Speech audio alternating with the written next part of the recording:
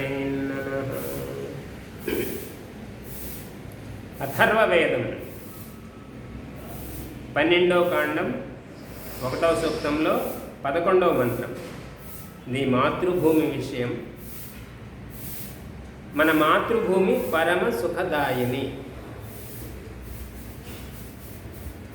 మంత్రం ఓం గిరియస్తే పర్వతా హిమవంతోరణ్యం తే పృథివీస్యో నమస్తు బభ్రుం కృష్ణాం రోహిణీం విశ్వరూపాం ధ్రువాం భూమిం పృథివీమింద్రగుప్తాం అజితో హతో అక్షతో ద్యష్టా పృథివీమహం.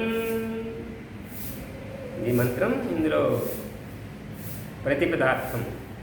పృథివీ అంటే ఓ మాతృభూమి, తే నీ యొక్క గిరియ గుట్టలు, హిమవంతో పర్వతాః మంచుగల ఎత్తైన పర్వతములు, అరణ్యం అడవులు మాకు శూన్యం సుఖదాయకములు అస్తు అగుగాక.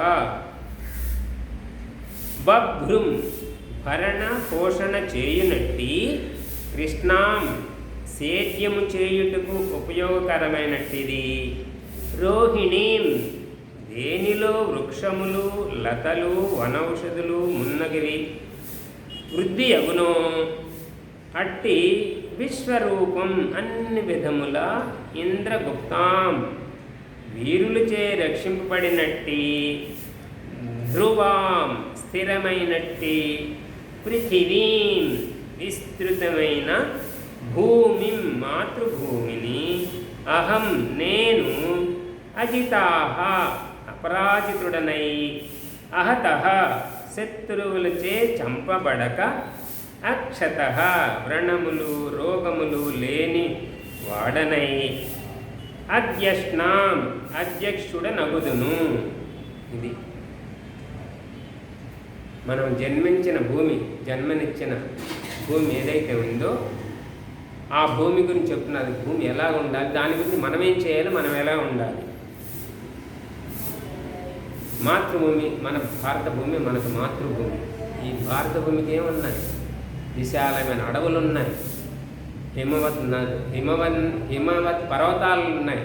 దాని వలన ఆ మంచు కరిగి నిరంతరం ప్రవహిస్తున్నట్టు జీవ నదులు ఉన్నాయి. ఆ నదులతోనే సస్యశ్యామలమవుతుంది భూమి, మనకి ఆహారం దొరుకుతుంది. ప్రపంచంలో ఉన్న దేశాలకి ఒక దేశం ఒక్క నదే ఉంది చూసుకోండి. కానీ భారతదేశానికి ఎన్ని నదులు ఉన్నాయి? గంగా, యమున, తర్వాత చీనాబ్, పంచనదులు ఒక్కచోటే పంజాబ్లోనే. గంగా, యమున, సరస్వతి, మందాకిని, కావేరి, మళ్ళీ ఈ ఉపనదులు, ఇవన్నీ కూడా ఎన్ని నదులు భారత భూభాగం అంతా ప్రవహిస్తూ సస్యశ్యామలం చేస్తూ మానవులకు ఆహారాన్ని అందజేస్తుంది. మానవులకు, జంతువులకు, జీవులు అన్నిటికీ ఆహారం అందించినటువంటి పుణ్యభూమి భరతభూమి. అందుకే శ్రీరాముడు అక్కడికి లంకని పూర్తిగా స్వాధీనం చేసుకున్న తర్వాత అక్కడ చూసినటువంటి ఆ లంకానగర వైభవం చూసి లక్ష్మణుడు అంటాడు, రామ ఇక్కడే ఉండిపోదాం, ఇక్కడ ఏంటి గోడలు కూడా బంగారము, స్తంభాలు కూడా బంగారంతో కట్టారు, మైడిని తినిపిస్తాడు. అప్పుడు ఉండిపోదామంటే రాముడు ఏమంటే, జననీ జన్మభూమిచ్చ స్వర్గాదపి గరీసి, జన్మనిచ్చిన తల్లి, జన్మించిన భూమి స్వర్గానికంటే గొప్పది. ఇక్కడ ఎంత మణిమాణిక్యాలు ఉన్నప్పటికీ మన జన్మభూమి అయినా అని అంటారు. అలాగూ జన్మించిన భూమి, ఇవన్నీ కూడా మనకి ఏం చేస్తున్నాయి?